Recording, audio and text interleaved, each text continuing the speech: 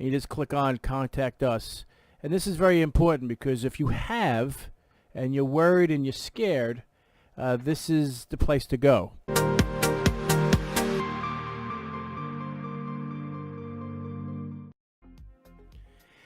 Hey guys, this is JoeteckTips from JoeteckTips. We're on Facebook and Twitter and Instagram. And today we're going to show you how to file a complaint if you've been, I guess, a victim of, an IRS impersonation scam. And you just click on Contact Us. And this is very important because if you have and you're worried and you're scared, this is the place to go. So the website technically is treasury.gov, and you go IGTA. However, you could also go here as well. So if you had this address and you just click that, it goes to the same location. So it's a redirect. So I'll have that in the description below. So pretty much you just click on this here, Contact Us, and you fill in all the necessary information here. And this is important because they'll need to have this information, how much money if you've been a true victim. The last video you saw was pretty much a spoof against a spoof. They're most likely on the other side of the country.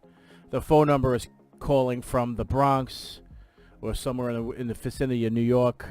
They do that so you have the opportunity actually physically answering it. If it sounds like or looks like it's coming from around the world, you're not going to pick up the phone, which makes sense. So the date of incident, you put the date here, the incident here. Did you suffer financial loss? You say yes. How much money you lost? How did you pay the impersonator? All different options here. iTunes card, Amazon, eBay, credit card, debit card, personal check, bank check, as the list goes on. And then if other method, you list it here. Enter the card number if applicable with one of those, because what they'll do, they'll investigate that number and help with the recovery of your financial loss.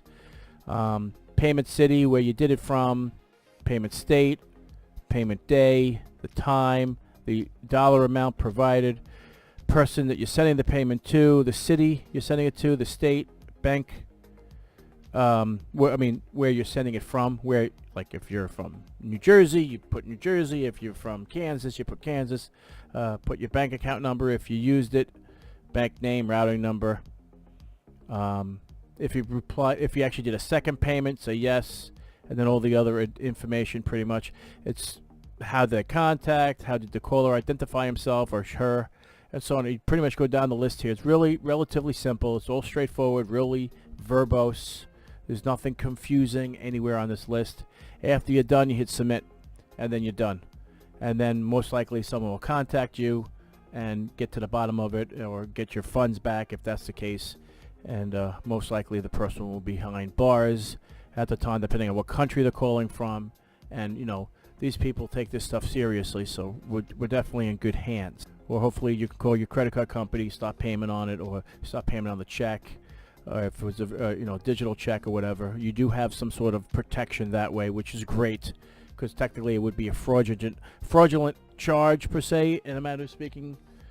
But hopefully you can get all that back, and I hope this was a helpful video for you guys, because it does happen. People believe this stuff all the time, but you know what, believe it or not, some people do fall for that because it does sound believable. When the guy, when I was talking to him, is, oh, this is Department of Homeland Security. Yeah, which one is it? IRS or Homeland Security? Which one is it? So I actually called the FBI, and the FBI told me to send all the information here on this website that you see. So anyway, hopefully this is helpful.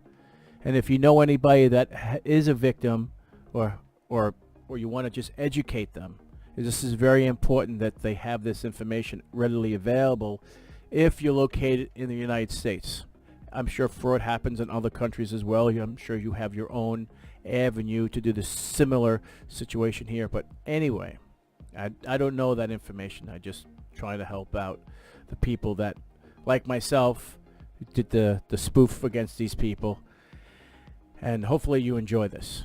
So if you like this video, give me a thumbs up. And if you're not a subscriber, please subscribe. Take care, and we'll see you next time.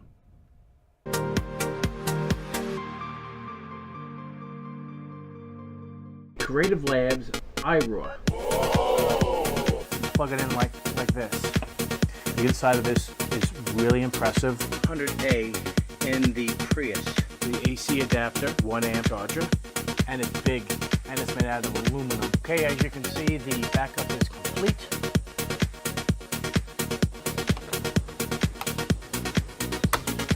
Like so. And now you can create the RAID array. I mean, for the price difference between the two,